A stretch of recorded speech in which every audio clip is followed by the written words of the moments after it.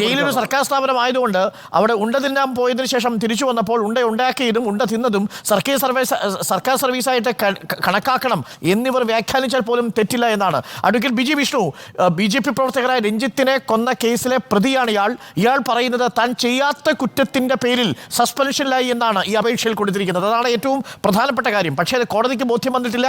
അതുകൊണ്ട് ഇയാളെ വിടുതൽ ഹർജി പരിഗണിച്ചിട്ടില്ല. രണ്ടാം പ്രതി എപ്പോഴും തുടരുന്നു എന്നാണ് മനസ്സിലാക്കുന്നത്. അയാൾക്കാണ് ഇൻക്രിമെന്റ് കൊടുക്കാൻ വേണ്ടി ഇപ്പോൾ CPM-ന്റെ ജില്ലാ കമ്മിറ്റി തയ്യാറെടുക്കുന്നത് എന്നാണ് നമ്മൾ മനസ്സിലാക്കുന്നത്. വിഷ്ണു, ശ്രീ അരുൺകുമാർ, തിരുവനന്തപുരം ജില്ല കണ്ടതിൽ വെച്ച് ഏറ്റവും ഹീനമായ കൊലപാതകമായിരുന്നു 2008 തിരുവനന്തപുരം മണ്ണന്തലയുടെ പ്രദേശത്ത് വെച്ച് വെളുപ്പാൻകാലത്ത് രഞ്ജിത്ത് എന്ന ചെറുപ്പക്കാരനെ RSS പ്രവർത്തകനെ കടയിൽ കയറി ഒരു സംഘം ക്രൂരമായി വെട്ടിക്കൊലപ്പെടുത്തുകയാണുണ്ടായത്. ആ കേസിലെ മൂന്നാമത്തെ പ്രതിയാണ് ഈ അജികുമാർ എന്ന് പറയുന്ന മൊട്ട അജി. ഇത് കോടതി രേഖകളിൽ രേഖപ്പെടുത്തിയിട്ടുള്ള അയാളുടെ പേര് തന്നെയാണ്. പിന്നെ അദ്ദേഹത്തിൻ്റെ കേസൊന്നും ഇവിടെ ഇരിക്കുന്ന ഇടതുപക്ഷ പ്രതിനിധിക്ക് അല്ലെങ്കിൽ ശിക്ഷ സമിതിയുടെ ജനറൽ സെക്രട്ടറിക്ക് അറിയില്ലെന്ന് പറഞ്ഞാൽ അതൊക്കെ പച്ചക്കള്ളമാണ്. തിരുവനന്തപുരം സെക്കൻഡ് അഡീഷണൽ കോടതിയിൽ 1038/2013 എന്ന കേസിൽ ഇപ്പോൾ വിചാരണ നടക്കുന്ന കേസാണ്.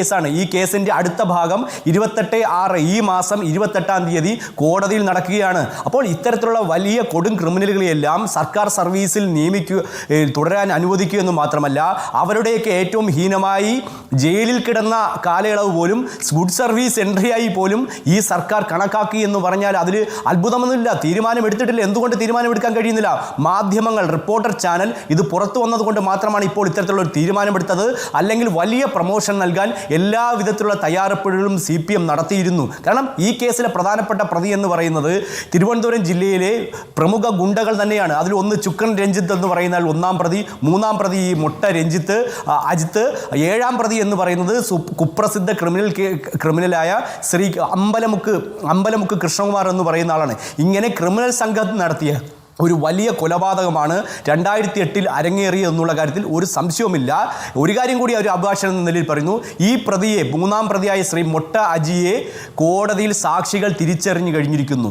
എന്തായാലും കോടതി വിധി ഉടൻ ഉണ്ടാകും. അതുകൊണ്ട് സർവീസ് സെന്റർ പോയിട്ട് സെൻട്രൽ ജയിലിലേക്ക്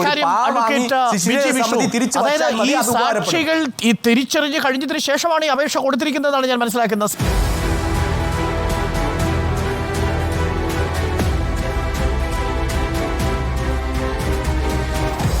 Debate with Arun Kumar.